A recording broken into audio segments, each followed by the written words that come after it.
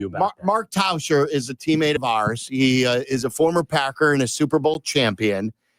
He is in, I believe, he is not in the Wisconsin Badger Hall of Fame. Well, that's a travesty. Because he didn't play enough. But I think you told me you're in the Packers Hall of Fame, yes? Yes, that is correct. All right, good. I remembered all that. Now, can you tell us, before we get any further, what is the latest on P. Diddy? I can't give you like a full-blown report. I believe he's in prison, right? Or he's on house arrest. And no, prison. He's got a lot of stuff going on there. And after that whole, they got into the baby lotion and baby oil. We haven't heard a ton since then. So I'll be curious. Do you guys have an update or why you asked Silvy, about that? I asked Silvy for an update because I think there is a new documentary, Tausch, coming out on Peacock about him. And so we came back from break and I asked Silvy to give us an update because, he's the hip one on the show that follows TMZ quite closely. Sure. And gave us a story about Diddy being out there enjoying himself on jet skis and whitewater rafting. Whatever it was. And on his private jet. And then he realized. What year was that? Yes, it was from 6 months ago. It was in July, Tausch.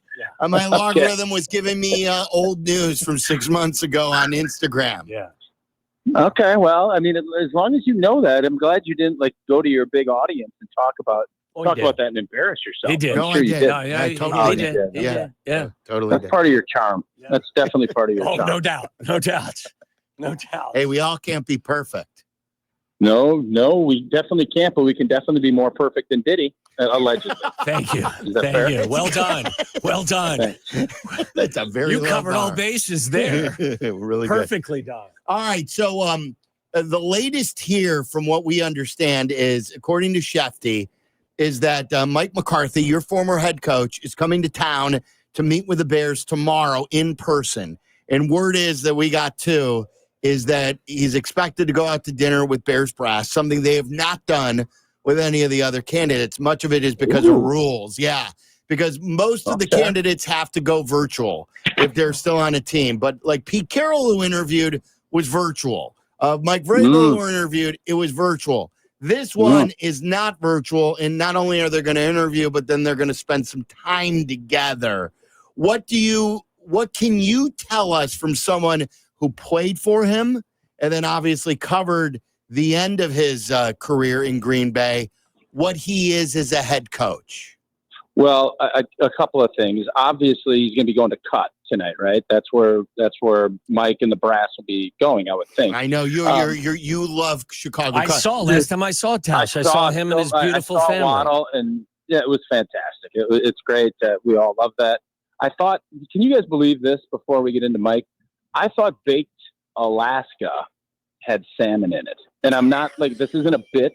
Yeah. I legitimately did, and my kids looked at me like, why would there be a dessert? Because they don't love salmon. We like salmon fishing. Would you have ever thought that there's salmon in a baked Alaska? No. I love baked, but I love. I don't know what's in it though. What's in it? Okay. See, nobody does. Nobody does until you actually have it. And then when you have it, it's a very rich dessert. Yeah. Yes, it's a fantastic dessert. Getting back to Mike, couple things. So Mike, I think the first thing he's a no-nonsense. He does not BS you. He's a straight shooter.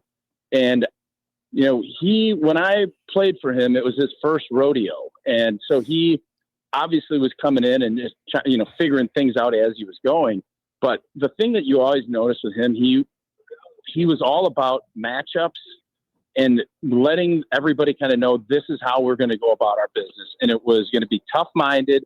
It was going to be organized. He has every last thing. If he gets this job, he will have every plan.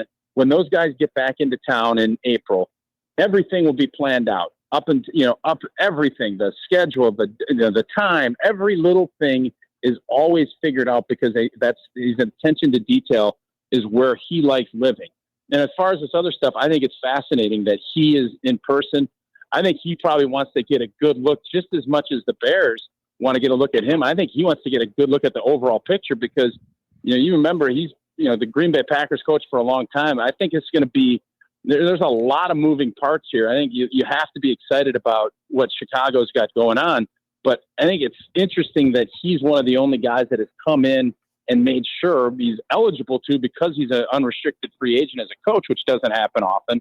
And the whole thing is fascinating. I am curious what Bears fans think, because I think the one thing Wildy and I have discussed many times is Sean Payton's resume and Mike McCarthy's resume and Mike Tomlin's resumes, all very similar. Yeah. But it feels like Mike doesn't get the same amount of love and respect. And I'd be curious if your fans, if they're excited, if this is what happens. I got a hunch that they're not going to be that. Not. And most of us are meh.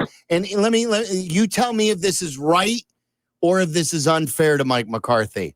I think most of us believe that Tomlin, they win because of, at least during the regular season. He may not have the best team, but he's going to elevate whatever roster he has into the best record, and then they're probably going to peter out in the postseason like they have. They haven't won a playoff game since 2016, and that McCarthy has a great record, but you're going to win with McCarthy, not because of McCarthy. Is that right or unfair?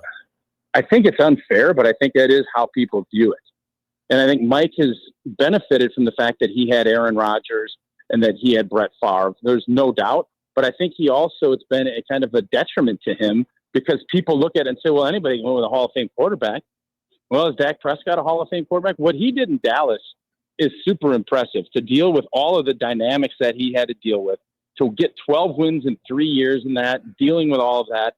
The bottom line is Mike has been a very successful head football coach in this league, and he's had to deal with all kinds of different things. At Green Bay, as much as I love it, there was with Ted Thompson at the end of his time, he did not pick up free agents. It was always young players and developing. And what did you always notice as we would come down to Soldier Field and beat the Bears, or they'd come up and beat us, or we would beat them there too? You always notice that they got by. I'm still having PTSD from that last game. They always got better. You always saw this team ascending in December, and it's because of how he approached it and how he wanted to make sure those young guys were developing, and then they'd get more and more opportunities as it got to be late November and December. And that has been a kind of a staple of what Mike is all about. Tausch, and you mentioned, how Dak has had some really good years recently under Mike, and Mike obviously was there when Aaron took over.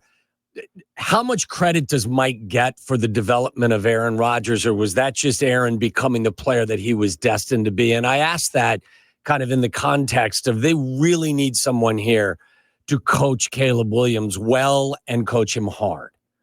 Yeah, I think that's it really depends who you ask. I think if you look at it, when Mike got to Green Bay in 2006, Brett Favre had just had one of his worst seasons, 28 picks.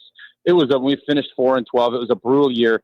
And I think he had that credibility coming in. He knew Brett a little bit and got that thing turned around with Tom Clements and some of the other quarterback school. And then with Aaron Rodgers, I think he was in year 2 or year 3.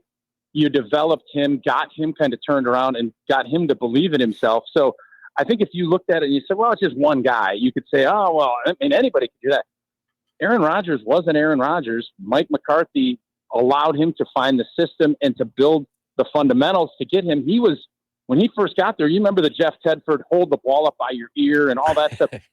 He had all of that and got him to be a 4-time MVP. He got Brett Favre to turn it around, and look at what he did with Dak Prescott. So I would think if you're, Bears fans would look at this and say, here you have a coach that has been incredibly successful. It sounds like from some of the locker room stuff that you guys have had with players exiting, there's a hot mess. You need to get that structure, and you need to have the belief. Fans might not think this is the sexiest pick if it is Mike, but players will say, he's done it. He has a resume he can put down on the table and say, yeah, I haven't been to the playoffs in forever. We get to the playoffs. We're going to find ways. I'm a Super Bowl champion coach. And from a quarterback standpoint, 3 quarterbacks, and they've all been all pro or played at Pro Bowl levels when he's been their head coach. Mark Tauscher joining us. It's Waddle and Silvy on ESPN 1000. You bring up some really good points. But what Green Bay has done throughout the years, whether it's Mike Holmgren, who came from San Francisco and was a first-time head coach in Green Bay, whether it was Mike McCarthy, who came from New Orleans and San Francisco and was a first-time head coach and had success in Green Bay, or now if it's Matt LaFleur, first-time head coach and has success in Green Bay. Should the Bears be more focused on finding the version of Mike McCarthy as the first-time head coach, or Holmgren or LaFleur in Ben Johnson or someone like that, or redoing McCarthy in his third different stop? I think it really depends what your main focus is going to be. If you're trying to build a culture and build a winning program, I think you look at it and say, who has experience in doing that? Who has been successful in getting that turned around? Now, if you're looking for, sexy and, oh my God, he's got a right tackle coming out and doing this, Ben Johnson's been great. You have no idea what he's going to be like leading the room. It's drawing up plays and doing all that. That's fun. You're in front of the offense. You're doing it. But being a head football coach in this league is a lot more than just that. Mike McCarthy has proven over the years that he's been able to do it all. And he's been able to do it at a really successful level. So, to me, as a Packer fan, go with the unknown. Try it. Try it again. How's that worked for you? How did the Eberflus hire go? I mean, that at some point, you know how baseball managers, they'll have somebody that's really strict in the clubhouse, and then it just doesn't go well. So then you bring in a player's manager, and it's too loose. That's kind of the vibe you get. So at some point, don't you want to have something that has worked, something that is going to come in? Because right now, I think it's such a cluster. You don't know what you have. So you can take a risk, and maybe you'll get Sean McVay. I don't know. But you know what you're going to get with Mike McCarthy. It really is a bird in the hand or two in the bush, or however that saying goes. Yeah. Why do those first-time head coaches, though, always work out for you guys in Green Bay? Well, Ray Rhodes didn't work out. He got fired after 1 year. There are instances. There is no doubt having that quarterback and everybody having to kind of buy in when you bring a new coach in. Mike Sherman, when he came in, we had a little bit of a rough stretch, and then we had some opportunities. It comes back to, do you believe in your quarterback? And I think everybody believes that Caleb Williams is a good quarterback. Mike McCarthy wouldn't take that job if he doesn't think so. Ben Johnson wouldn't take that job if he doesn't think that the quarterback is. That is the big draw right now. I think people are excited about what the Bears have to offer, but there's more to it. And I think everybody that's watched knows there's more around that you need to have to give your quarterback that chance to be successful. And I think when you have someone with a proven track record that can slap the resume down on the table and say, this is what I've done, this is what we need to do to be successful, I think there's going to be a lot of guys that are going to perk up and say, that makes sense.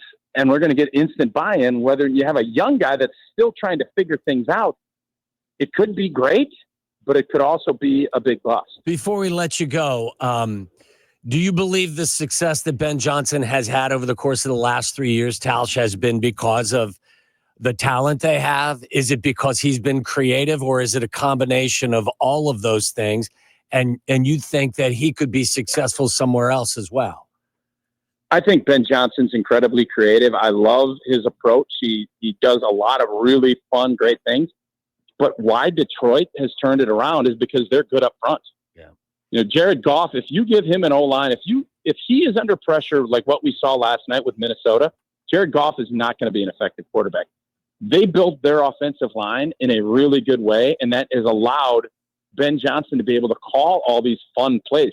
You can have all the greatest plays on paper, but if you can't block the 3 technique, or you can't stop an edge rush, how effective is Jared Goff going to be? And then how effective is Ben Johnson? So I think wherever he ends up going, or whoever, it has to start up front. Quarterbacks are important, there's no doubt. But we saw last night, Sam Darnold played a great season, and he had 2 games where you got pressure and the guys up front didn't give him that time. How great was anybody saying Kevin O'Connell's play calling was last night? Right. Or if Washington goes and gets after Ben Johnson, it's a group effort. I think you love his creativity, you love his energy, and I think everybody's going to be excited when they come in the building because of what he's done. But I think he's done it because they built a heck of a roster, especially up front, to give that offense a chance to be successful. Tausch, how angry were you when you saw the viral video from Philadelphia where the young Packer fan, the fiance of the content creator, was being harassed by the Eagles fan and being called some terrible things? They have obviously found him. I don't know the latest if they fired him. I know the Eagles were looking into it about banning him. But when you first saw that video, how angry were you, and how much has it driven your show? Oh, it hasn't driven our show a ton, but what it is it just shows you Philly fans, everybody, I've played enough in Philadelphia, and, they fire eggs at your bus, and they get a huge kick out of it. And I don't mind some gamesmanship and having fun. And, I think Bears fans and Packer fans are very, we have a fun rivalry. We're not going to be idiots to that degree. There's always going to be a few, but I think Philly takes a lot of pride in that. And I think whatever this guy has got coming to him, he was way over the line on anything that had happened. And I don't know if I'm not going to say that is how all Philadelphia fans are, but I think they take a ton of pride in being really difficult to have opposing fans come into their stadium. Whereas you go down to Chicago, you're going to, or you come up to Green Bay, we're going to give you a brat, we'll give you a beer, and then we're going to go kick your keister, except for a couple weeks ago. That's kind of the thought process. And that's not how Philadelphia fans look at it. So it's definitely, I thought it sucked. I thought it was Bush League. But at least Philadelphia's taking ownership and trying to rectify it. Yep. Great stuff. Thanks, Tausch. We appreciate the knowledge. All right. See you, boys. Yeah. I'll be on tomorrow. Wilde and Tausch are talking about Diddy. I bet you will. Yeah, I will.